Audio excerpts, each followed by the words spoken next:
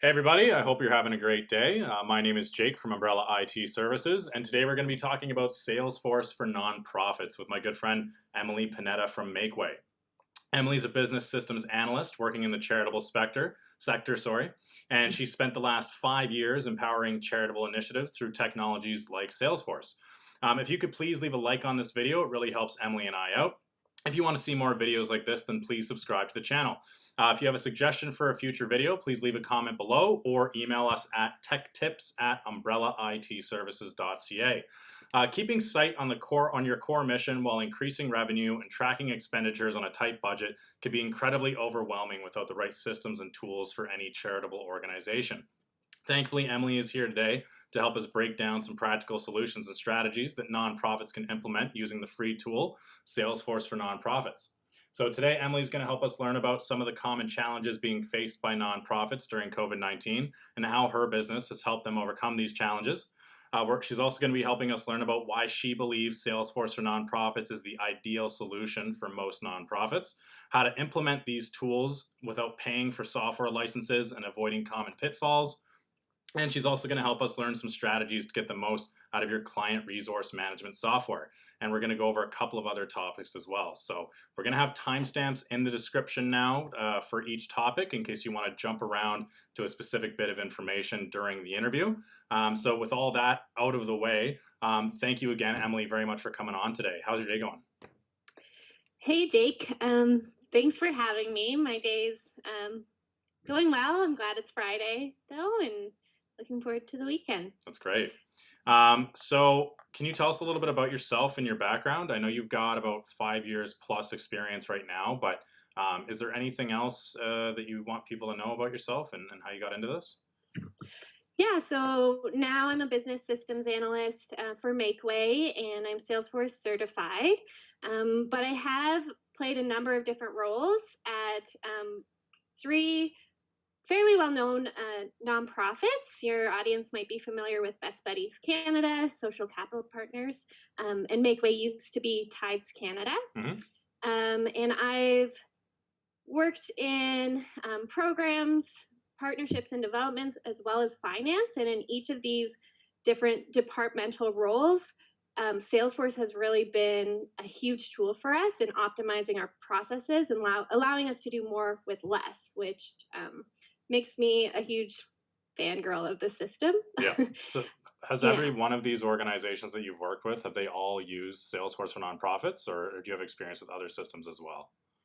So Best Buddies Canada and Makeway used Salesforce when I started, and then when I was at Social Capital Partners, we moved from a different uh, program. I won't call them out because we had significant challenges with them, but we moved to Salesforce and were able to expand our the reach of our projects as well as the data we were able to collect for program evaluation and therefore the appeal that we had to funders. So it really has been a huge um, tool and hero in the space in my experience. That's awesome. What were some of the pain points you had with the other pieces of software?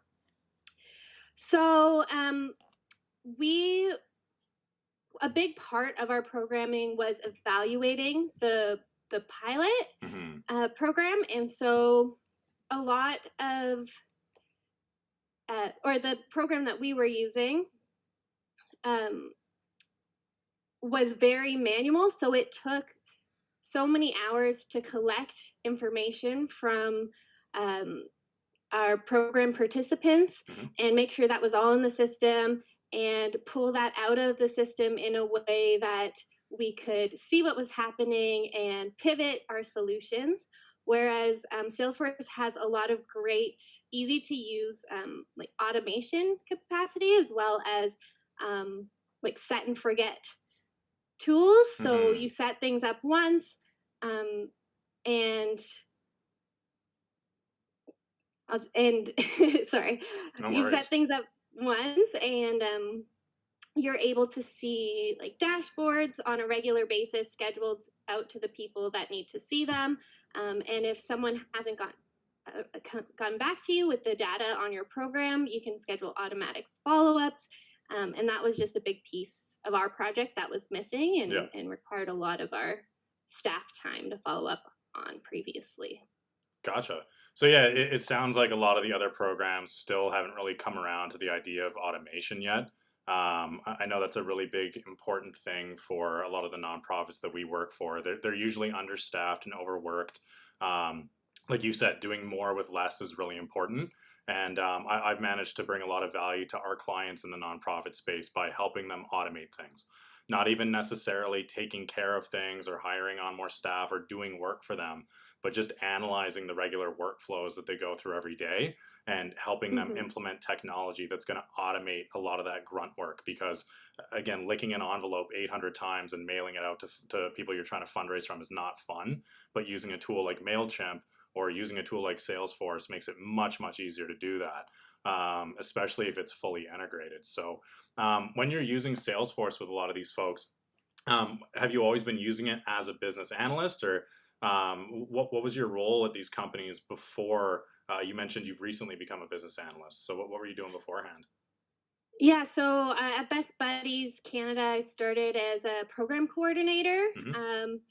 And there, a lot of our coordinator staff, we're not, because a lot of the time nonprofits are small, you make do with what you have, but a lot of the coordinator staff aren't trained to pull data regularly, use Excel in really efficient ways. So I saw my coworkers struggling um, and spending hours each week, and they didn't enjoy it.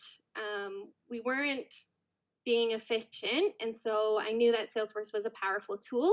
And I kind of started unofficially being a bit of a business analyst Hmm. slash Salesforce administrator there. Um, so that was able to free up several staff people's time. And as a result, we were able to bring on more Best Buddies chapters into our program, which is the point of why we exist. So Yeah. um, that's what I was doing there. And then I was also a program coordinator at Social Capital Partners. But when the valuation database we were using was not meeting any of our needs, um, and and this was a pretty robust database. It was designed for us by an evaluation partner, um, but we couldn't use it as an operational tool. Mm. Um, it was just clear that we would not get the evaluation data that we required. So, having the unofficial Salesforce experience at Best Buddies, I mentioned how powerful Salesforce was, and we decided to make the switch. Um, what's really great about it is that um, you we didn't have any interruption to our users because we were able to build everything in sandbox first in a test environment first. Hmm. um, and then also, if you're using additional tools, like as you mentioned, MailChimp, so many different companies have integrations already built that are really easy to install and work with. So you're able to get this 360-degree view of your participants, clients, and donors. And that was a big thing that we did not have at all with our previous system. Yeah. That makes a lot of Yeah. sense. So you have experience building it from the ground up with absolutely nothing, and then you also have experience actually transitioning to it from an existing solution. Yeah. Yeah. Okay, that's really good to know because like we have a lot of clients currently actually that are using other CRMs in and outside of the nonprofit space. Like there's a financial advisory clinic for financial advisory firm, um, and they're using another provider right now for their CRM software, and it's an absolute mess. It barely integrates with Outlook. It doesn't do any sort of phone tracking. It doesn't integrate with any other applications, and they're now looking at moving over to Salesforce. And they've been quoted things like, "Oh, it's 20 grand to move over 8 employees over to Salesforce," and "Oh, it's $15,000 to move over just your database alone," and all these crazy high numbers. In your experience, is it usually that costly for somebody, like let's say existing nonprofit, maybe 15 staff? What kind of cost do you usually see when people are moving over? Is this something that they can do themselves? Is it something that you recommend that they bring in a professional to do? Is this something that Salesforce can do for them? How does it work in your experience?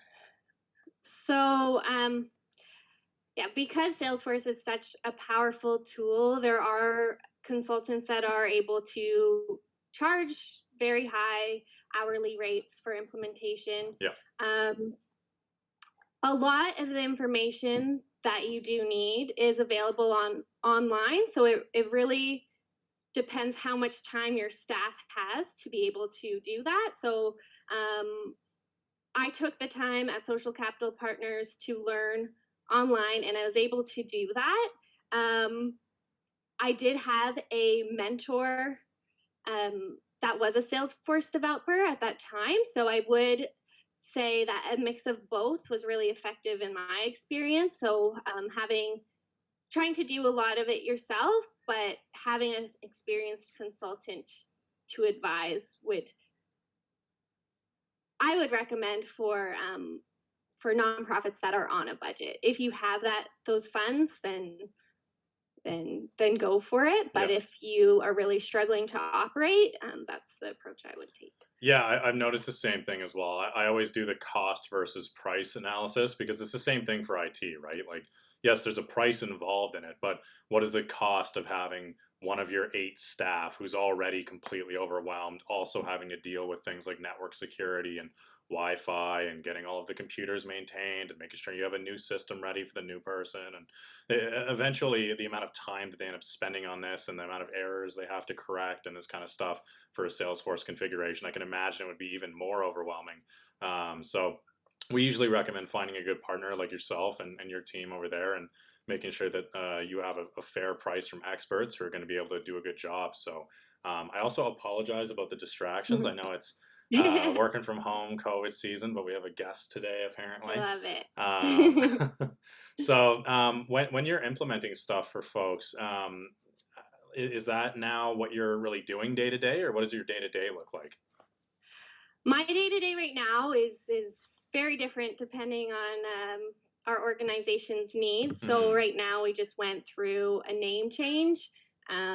So a lot of my time recently has been spent on ensuring the name wasn't hiding in any of our integrations, and also understanding because I wasn't here when they were all built Yeah. from scratch. So kind of putting together the pieces of how things are built and what affects um, different parts of what we use, and making sure that those are functioning and testing that. Recently, we used Salesforce to ensure that our tax receipting was compliant without as many manual controls. So our Mm. process before was very manual and required a lot of oversight. And so Salesforce has a lot of, I've mentioned automation, but there's also um, validation rules, as well as, well, those are the main pieces Yeah. um, throughout different parts of the process. And yeah, that's what I, oh, and we also, sorry, implemented leads in Salesforce recently Yeah. to um, really amplify the impact of our partnership team. So there's a lot of lead marketing tools that Salesforce supplies. And what's great about that is that these are the same tools that top businesses are using because it is the world's leading CRM. Hmm. So their product does need to compete with other very pricey um, CRMs. So we're really fortunate that Salesforce has this 1% model where they donate 1% of the money that they make, as well as 1% of their product, um, and 1% of their staff time to community. And so nonprofits can get 10 Salesforce license for free, Hmm. and any additional licenses they can get seven for a 75% discount. Wow, that's So awesome. I didn't know they were doing that. So that's very cool. I didn't know about the one-to-one rule there. Yeah. So you mentioned it's the top CRM in the world. So what is a CRM and what is Salesforce exactly? Because what I know it as is basically what I've learned from people like yourself. And again, it's a way to maintain different relationships with vendors and clients and this kind of stuff. But what does CRM stand for, and what is Salesforce exactly? Yeah, good question. CRM is short for Client Resource Management. Hmm. So the Client Resource Management solution. Um, so you're able to see your clients' data all in one place, which is great. And then it comes with a lot of different tools to engage your clients. Uh, Specifically around productivity and analytics. And I really think it's starting to go way beyond traditional CRMs Hmm. because they offer things like community hubs, which allows your clients to talk to one another, and they so to build support around your movement. And they also offer, what am I trying to think of? Sorry. No worries. Um, Community hubs. What Oh, are Jake, I'm It's sorry. okay. What are some of the main? Oh, Oh yeah, you got I it. got it. Sorry, sorry. A big one that we're looking into soon to hopefully integrate is knowledge base. Hmm. So um, to save time on questions that your clients may ask you, like if you've noticed websites that have the little chat bots that like automatically recommend information that you need, Hmm. that's something that Salesforce has like democratized and made very accessible for people. Yeah, Um, so there's just they just keep building on, and for nonprofits they also recently came out with their accounting subledger. hmm, So we didn't have that when we implemented Salesforce. So right now we integrated um, our system with a third party integration, yeah. but Salesforce is just building so many new tools in and becoming more and more powerful. Yeah, That's great. So yeah, they're building knowledge management databases into the tool now. yeah. Well, so this can be an add-on. Hmm. So a lot of their basic functionality for nonprofits include like engagement plan, recurring donor management, campaign management, and then as you grow, there's a lot of add-on tools that are at an extra cost, but are very powerful and and effective and easy to use. Gotcha. So yeah. You already listed three of the different common features there. Do you have any other ones that are just like you have to have this as a nonprofit, or what are some of the main features you're using every day from Salesforce? What keeps bringing you back to it? Um, the main thing, honestly, it's such a powerful collaboration tool. Um, Without it, our departments would be very disconnected, and it would take us a lot of time to figure out what's going on with each of our donor opportunities. Hmm. Um, so the ability to integrate with all the different things we're using is a big item, and then also reducing our data entry is huge. So the automations that I mentioned, Yeah. that's Bentley, everybody. Yes, we have two Even special English guests. bulldogs. um, the automations are a big part of what keeps us running and keeps our donors happy. Gotcha. So what Mhm. size do you think it's appropriate for people to start considering using Salesforce? Like, is it appropriate for like one of my clients calls them solopreneurs, where it's just one person in the organization? Do you think 5 people, 10 people? For our product, for example, we usually recommend that businesses, when they hit anywhere between 5 to 10 staff, they should really start looking at outsourcing their IT or internally managing it, beginning to develop processes.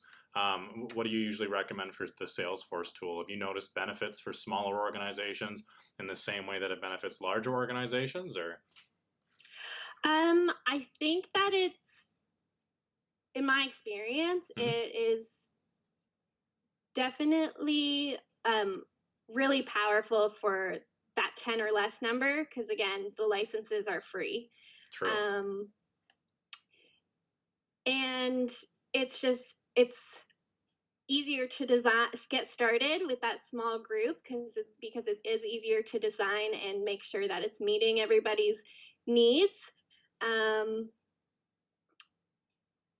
it's also, but I can't imagine working at a larger nonprofit without a tool like Salesforce. So Gotcha. I think it's powerful for both large and small. Hmm. But if you're thinking about waiting because you're still too small, I'd say like get started now because it's a game changer. And usually your small organizations, your people have to do so much more.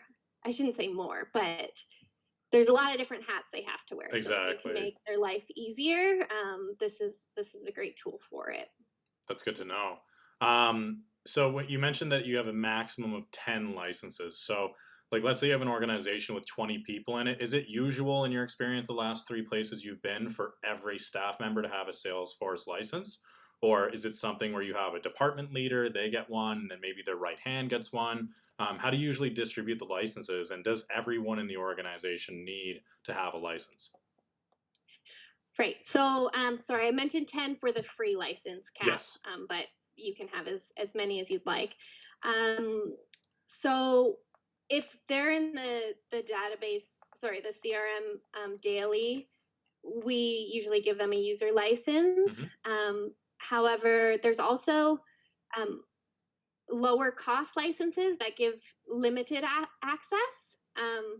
So for people who aren't in our system and only need to see certain things, we'll give them those licenses. So like community or partner licenses. Um, and people that are higher up then only need to really see the reports that come out of the system. We just send them the report, like have the reports scheduled to them. Yeah. So I would say only if you're in the CRM on a regular basis, we provide licenses. Yeah. Gotcha. And Go oh, ahead, sorry. um, often too when like people go on mat leave or away for a while, sometimes we'll switch licenses from one person to another to just be a bit more flexible with our Gotcha. users. Yeah. When you're doing that, do they lose data? Does the data just get put on hold? Is it really easy to switch back and forth between different users? It's quite easy to switch back and forth. Yeah, it's just the license, so the user will still have all the information associated with it, and Yeah, once you associate the license with them, um, it, they'll be able to access everything at the permissions that were set for them. yeah, Yeah. gotcha.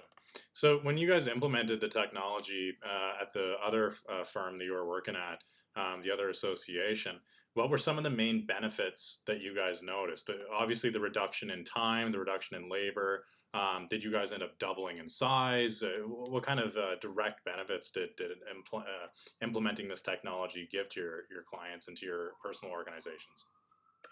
Yeah, the biggest one was that we collected, I don't remember the exact numbers now, but at least 10 times more of the data that we needed. Wow. And that was something we were really struggling with before.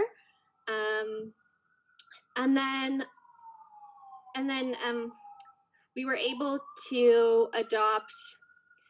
Uh, it was a hiring program, so we were able to adopt actually a really specialized software for our program that we wouldn't have had access to outside of Salesforce because in addition to Salesforce being able to integrate with a lot of different programs, there's also companies dedicated to building software that is on top of the Salesforce platform. Gotcha. So this was a really unique tool that we wouldn't have had access to otherwise. So I think just opening up the door to what's possible Hmm. um, was huge for us as well. Do you have some favorite add-ons and integrations that you work with all the time? Like when you started at this other company, you started integrating it, where you're like, we need to have XYZ integrations. So that was a very specific pilot. So Hmm.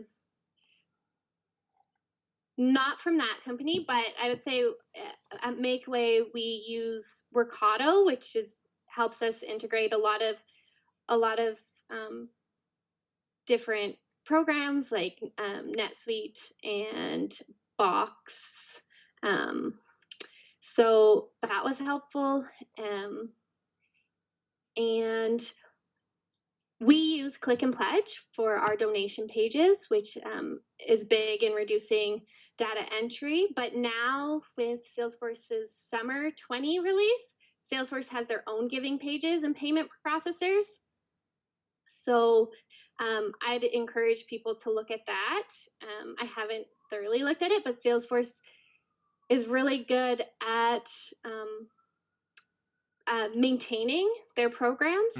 Hmm. And what's great about going with this, I don't work for Salesforce, by the Yeah. way. I just disclaimer. But in my experience, it's great going with the Salesforce option because there's so much of a community around Salesforce that the forums if have so much valuable insights. So there's a specific nonprofit community forum, and so um, they share information on strategies on using it, and it's just it if there's a support ticket that you've logged for one of your integrations, um, the Salesforce community is usually really good at helping you resolve it faster than the support. Gotcha. So yeah. So if I was a nonprofit, for example, and I want to get started with Salesforce, I can just hop online and say, hey, like with your buddies one, hey, we work with kids, or we are helping out people with maybe the burn fund, for example. They're going to be able to find an online community full of people like themselves that are going to be able to give them tips and give them advice. Yeah, and we've found that really powerful.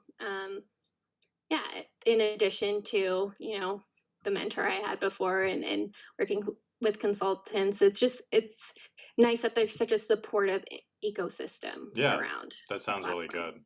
So when Yeah. you're working with Salesforce, you mentioned that it takes donations now. It does the payment processing stuff. It does campaigns. It does follow-ups.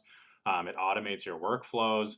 What is like a campaign, or I don't even know what the word would be, but what does a configuration look like? Is it something where you're able to just set up a campaign and it's going to run Facebook ads for you, and then anyone who clicks on the campaign, is it a full sales funnel, or is it even more than that?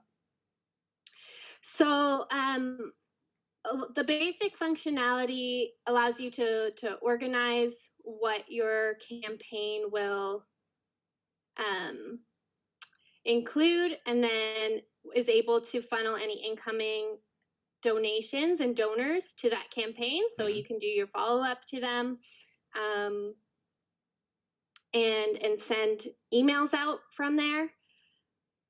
And then there's a whole marketing cloud on Salesforce Hmm. that has a bit more of the like the click rates and different analytics that you might use for your campaign. Yeah. Um, yeah, we use predictive response right now for our marketing, Hmm. which is a different Salesforce add-on.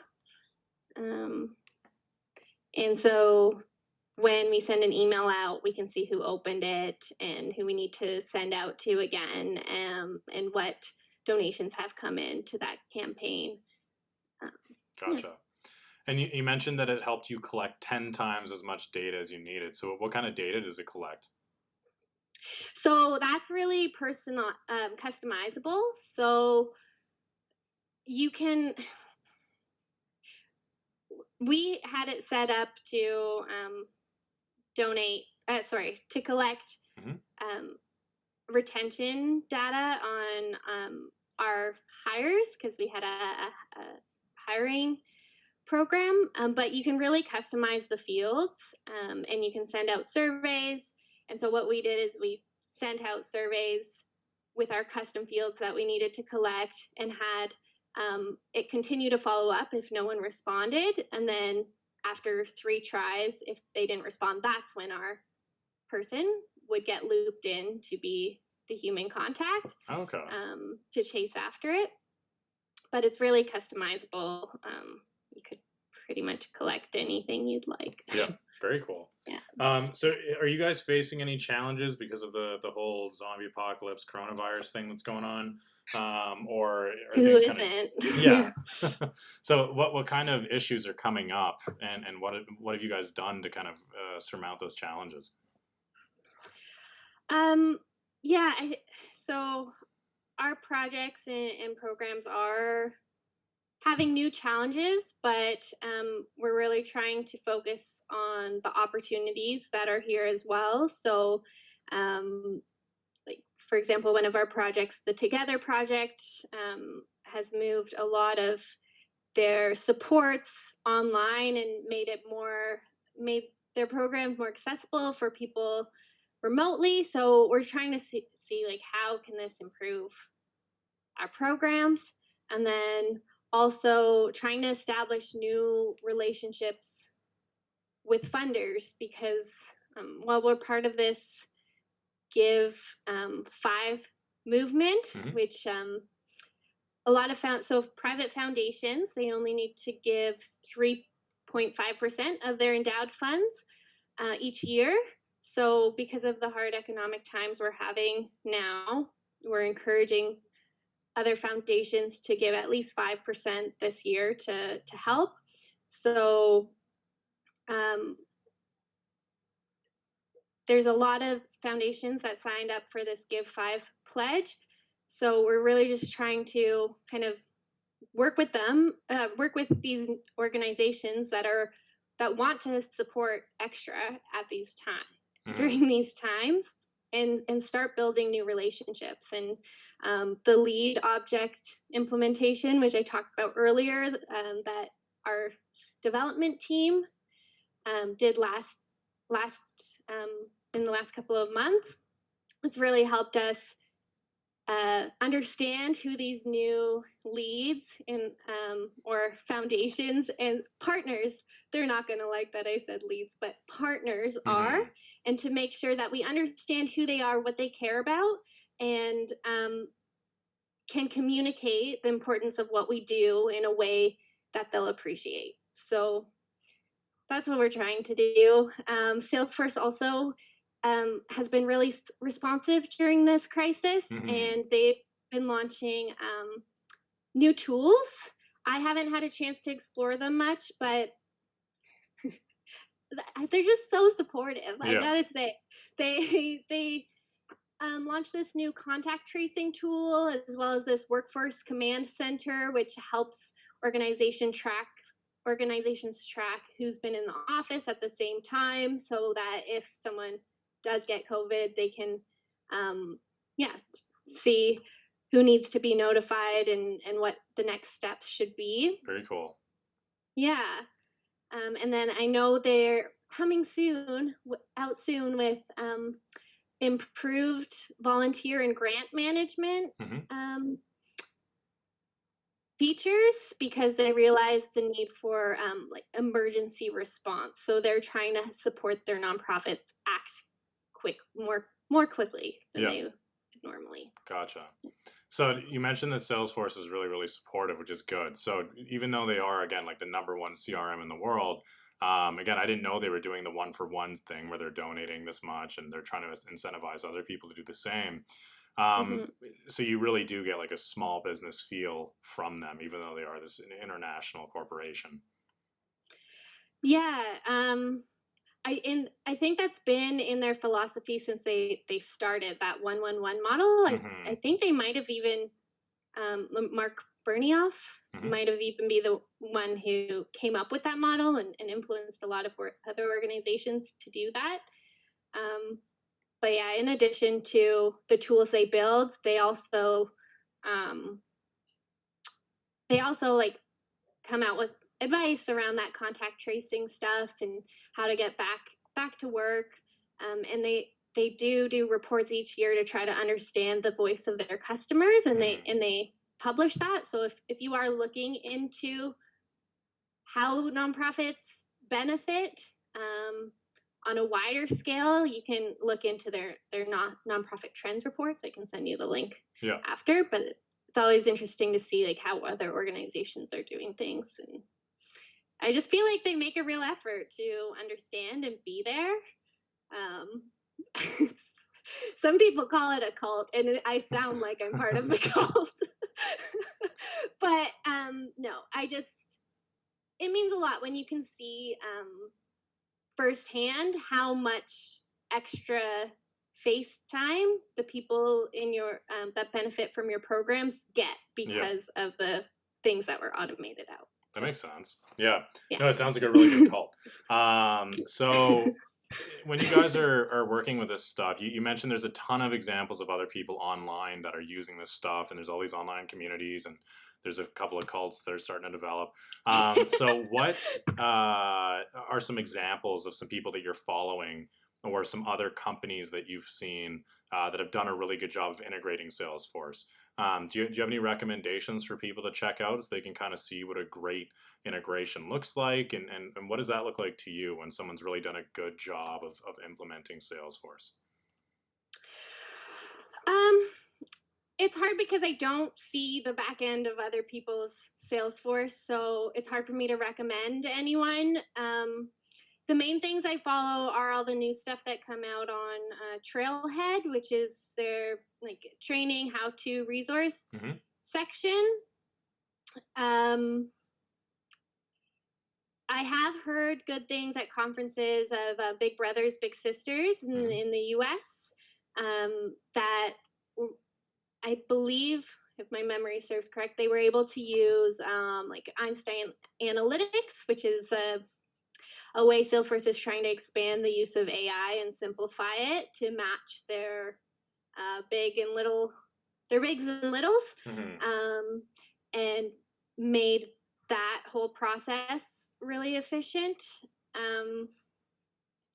I think a good setup looks, the way a good setup looks is if your users have adopted it and are frequently logging in, you can track that all in Salesforce as well.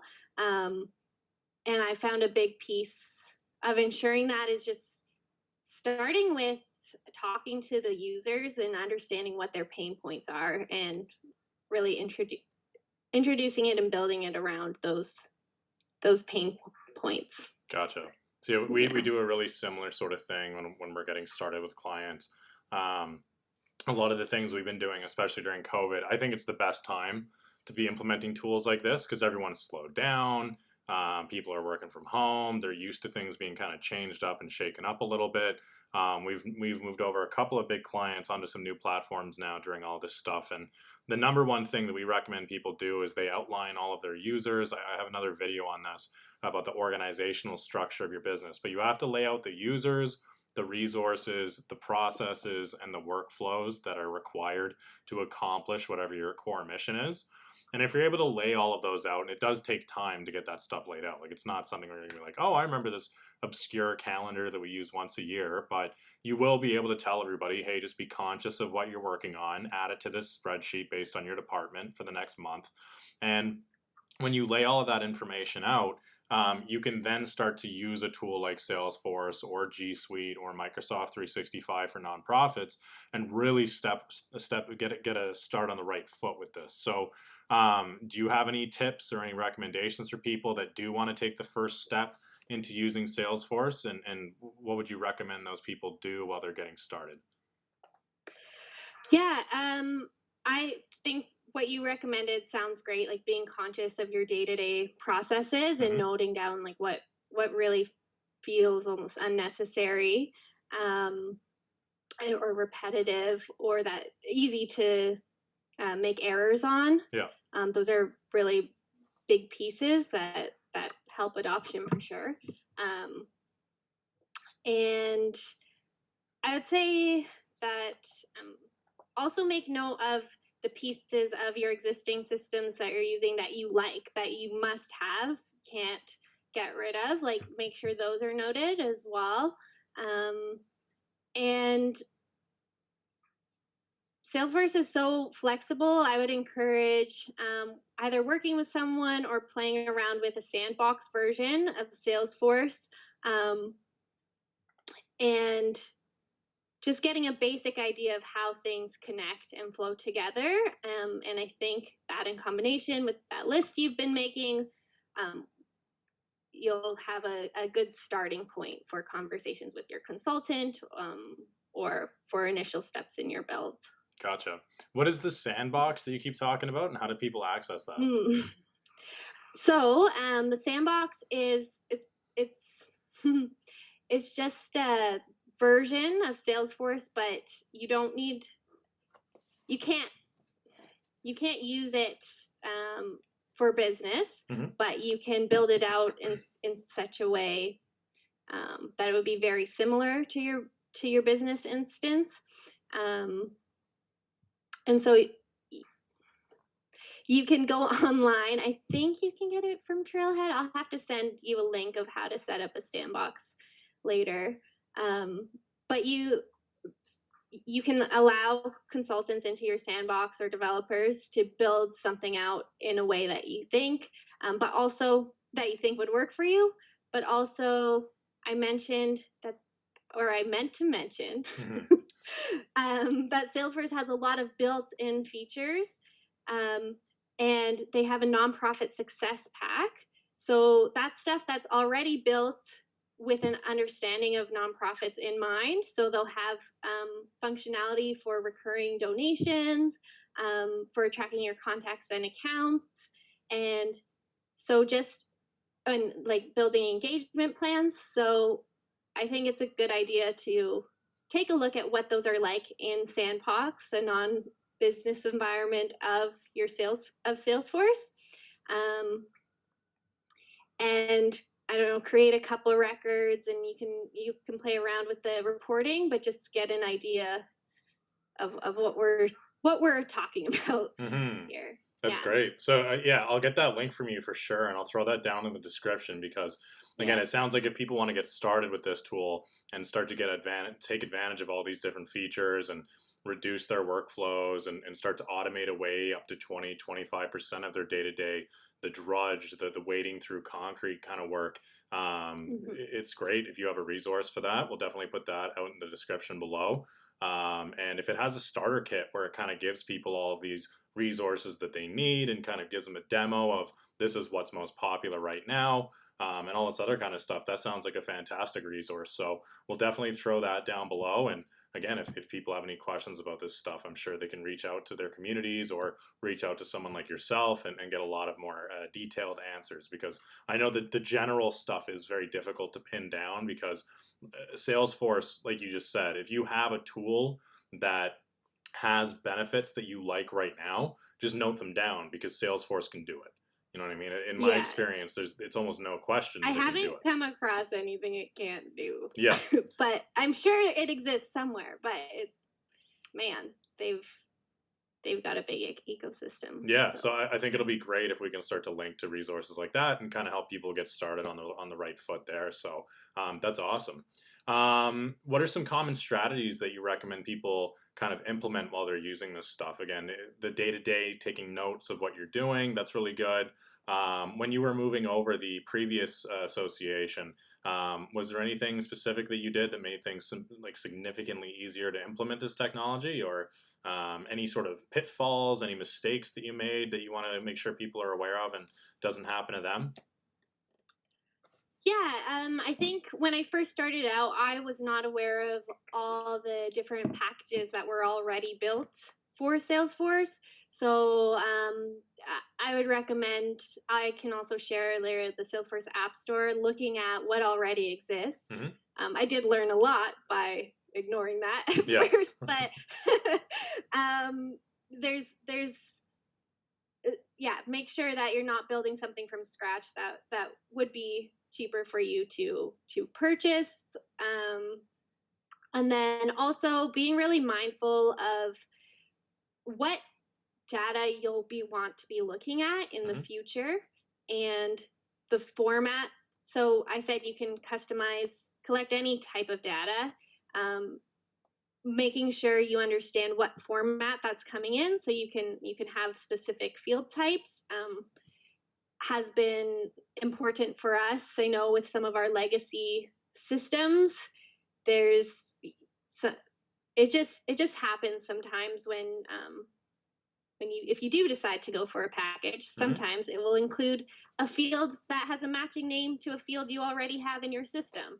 So um, just make sure you're being mindful of what fields you're pulling in and making accessible to your users, because otherwise your data can get really messy, and that's important for you to be efficient and effective with your programs Hmm. and compliant with your finances and receipting. So um, I guess in summary, data structure. um, be thoughtful about your data strategy because it's painful to adjust later, after you've been working with it so much and have processes built around it. Hmm. Um, and Salesforce App Store is your friend. Yeah. Yeah, it sounds about right. So that's all like very, very interesting. So it sounds to me like it's kind of the opposite of what I usually recommend people do. Is what they should be doing is going and spending 4, 8, 12 hours just looking in the store, looking at these communities online, getting the sandbox set up, and then kind of playing around with all these different settings. I usually recommend people do the configuration of things. We do all of the prep work first. I design and implement the technology, and then they play around with it to get familiar with it. But it sounds to me like it's kind of the opposite here because there's so much to be done and there's so much available. It's a lot better to just kind of go out, dip your toe in the water, see what's available, see what gets recommended to you based on where you're at, go talk to some communities, and then just kind of write down a list of everything that's important to you specifically and try to write out what's going to be important to you over the next year so that you can kind of scale up into those things. Does that sound about right to you? Yeah, but I think you can understand your processes and make those notes first before you Hmm. do the exploring.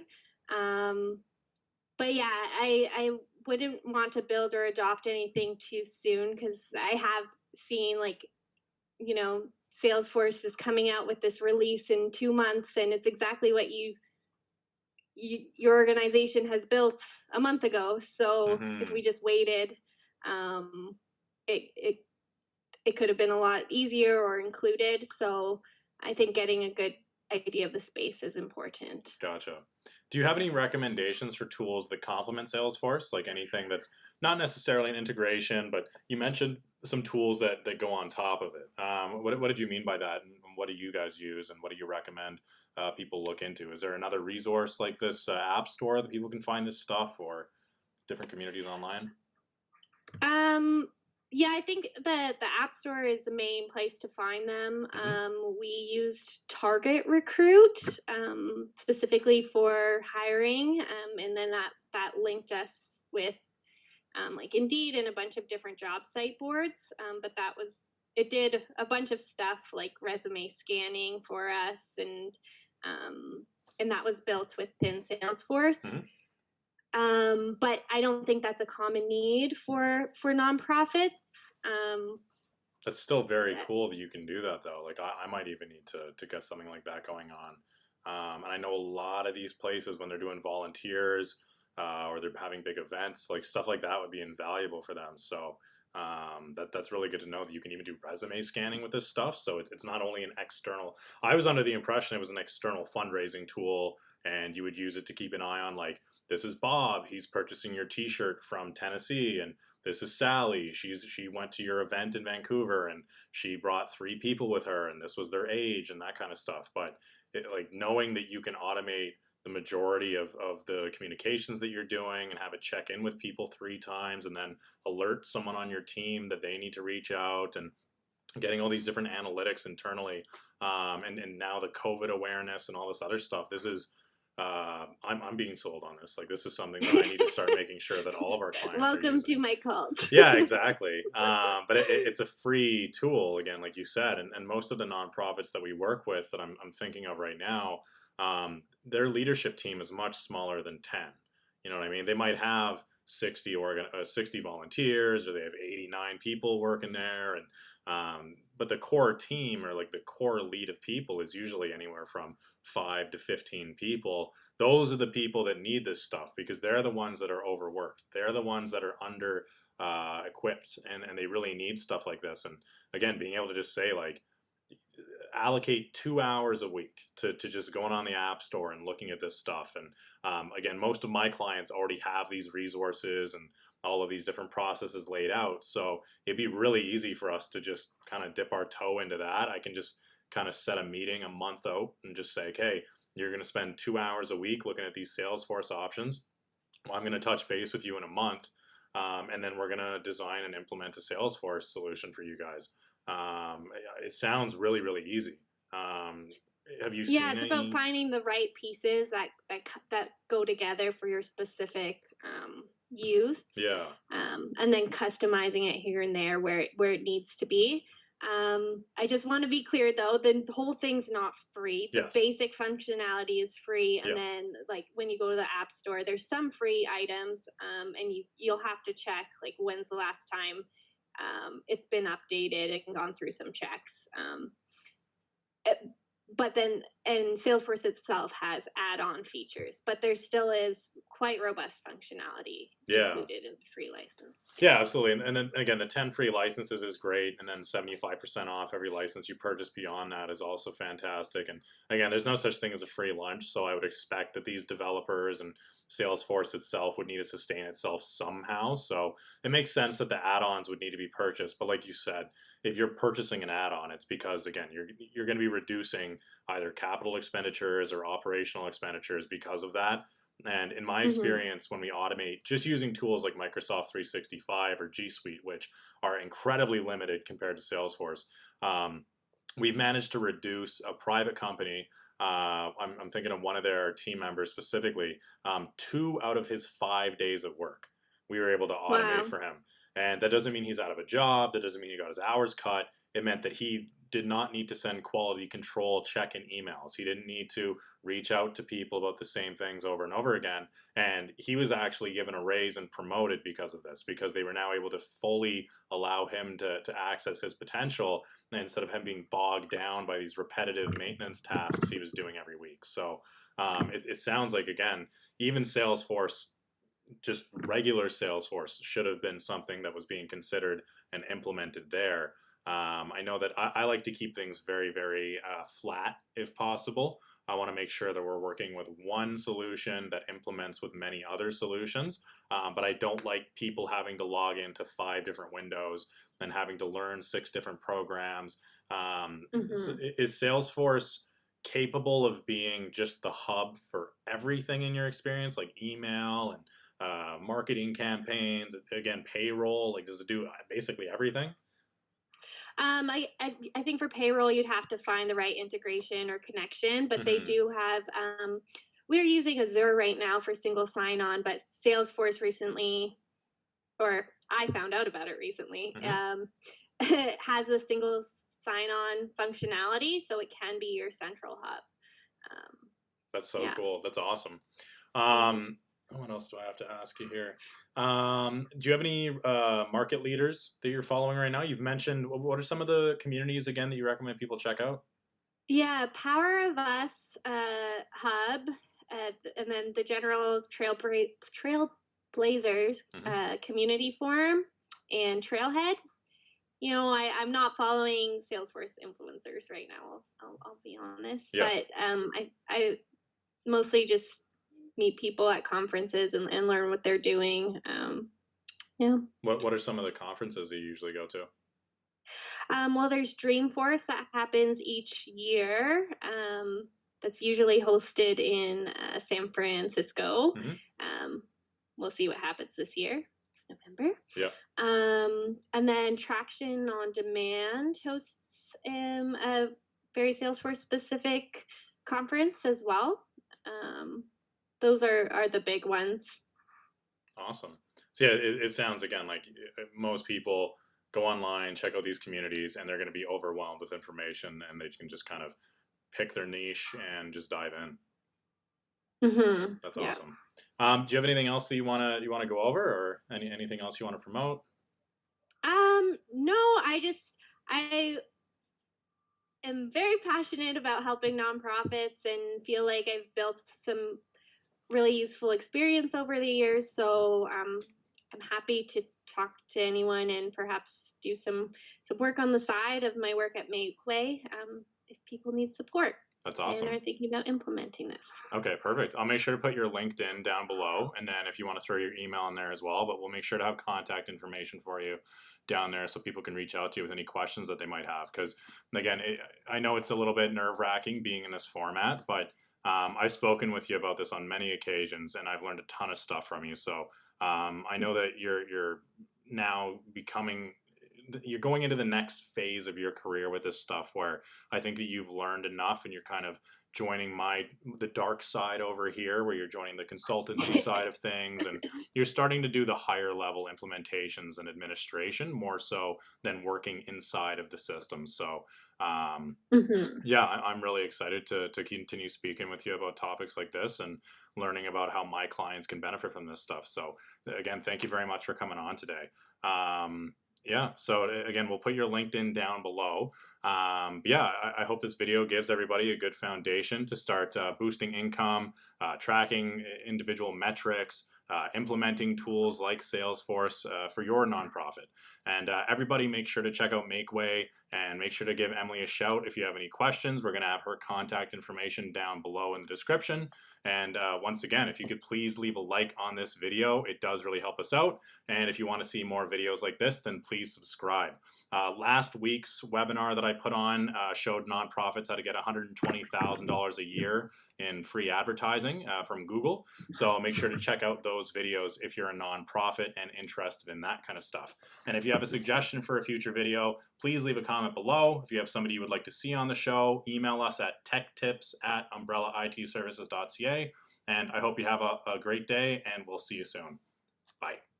Thanks so much. No worries. Bye. Thanks for coming on.